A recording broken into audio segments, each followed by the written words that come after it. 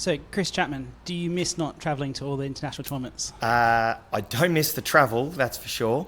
Obviously, I miss an element of playing, these big tournaments at these great racket clubs and things around the world. But I don't miss the travel, particularly from down under. It was tough after COVID, in particular. Things are going well. What's it like now being at the Australian Open, being a potential dark horse coming into these? No one really knows what kind of form or condition that you're in. Everyone else is playing more regularly, so you're coming kind of in as an unknown. What's it like coming with that status on?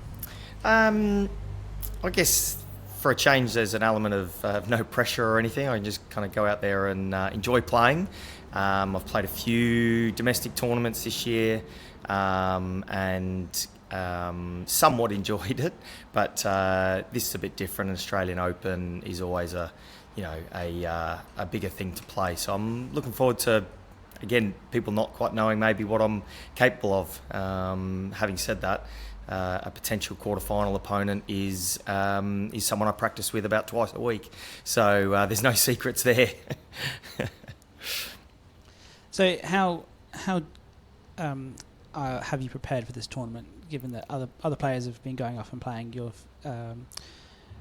How are you boosting yourself up to get ready for the matches? Yeah, well, kind of since retiring, really, I haven't done a lot of work in terms of gym or anything. But in the last few months, last 2 months, I've gotten back in the gym and I've been cycling a day or two a week to my in-laws, where I've been spending the night occasionally, so I didn't have to commute so far to and from work. So I've been doing a little bit more than I had kind of mid-year. Best of 5 set tennis is always a bit of an unknown when I haven't played for 12 months. The Australian Open last year was the last thing I played that was best of 5. It's a bit of an unknown, I have to admit. On the original draw, you were due to play Ollie Pridmore, and now because of Nick's withdrawal, you've now playing Leah. How has the change in opponent affected your preparation? It hasn't really, because it happened so late. I obviously was originally drawn against Ollie on his home court, a bit of a, kind of whip it running around the court. So I have to admit, I wasn't thrilled about that first round match. But I was looking forward to potentially playing Rob again, which I didn't think I'd get the opportunity to. But with the change in draw, obviously now playing Leah into potentially Kieran and stuff, it does kind of change the draw a little bit. But in terms of preparation, it doesn't really change anything.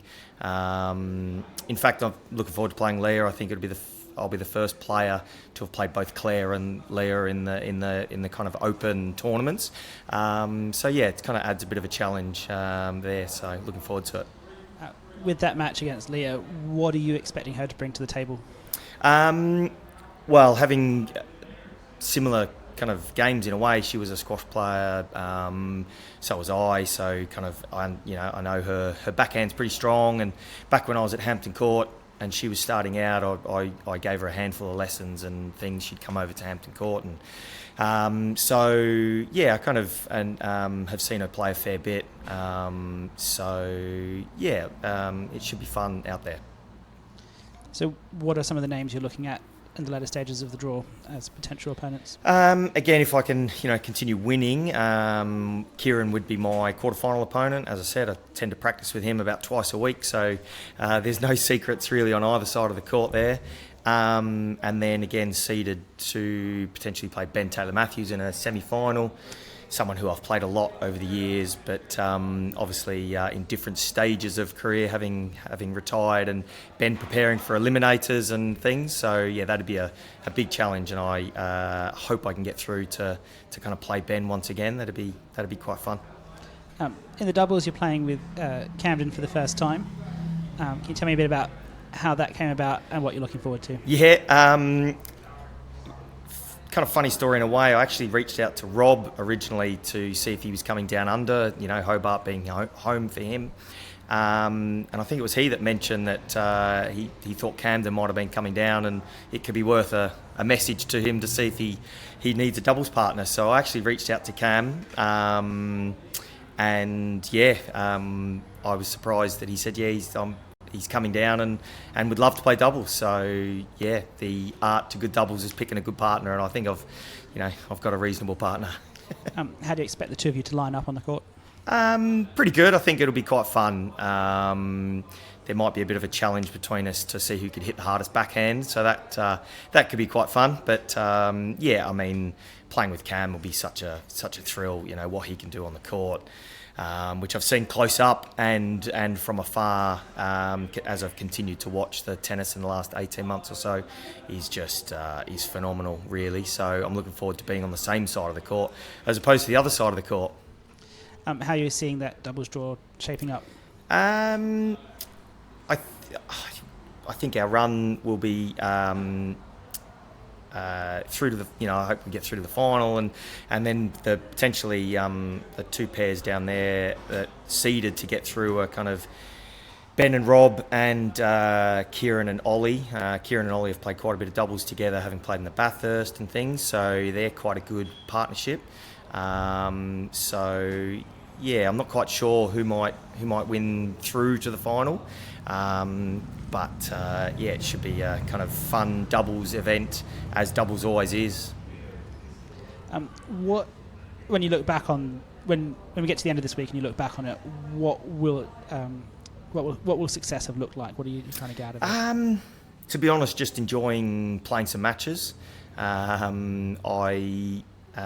the kind of part of the game that I started to enjoy less, I have to admit. That was kind of part of the reason why I retired, was that side of travelling overseas and not quite enjoying the playing side of it. So win or lose, I'm just looking forward to kind of getting out there and enjoy the kind of match situations. Have you got any other domestic tournaments earmarked for the rest of the year, or is it all going to be about working as the club pro? Well, yeah, obviously that's a big role now for me at Royal Melbourne Tennis Club is the coaching side of it. I'm getting to coach a lot of the juniors and the youngsters, really wanting to kind of improve. But with the Sydney court coming online in a matter of weeks, I'm hoping to try and encourage a lot of our good domestic players to play in the first New South Wales Open for some 25 odd years up in Sydney. So that'll be something I'll try and prepare. If this week goes well in particular, it's something I'll try and prepare really well for, because I'd like to win the first one in however many years it might have been since the last one. All right, Chris Chapman, thank you very much. Thank you, Ben.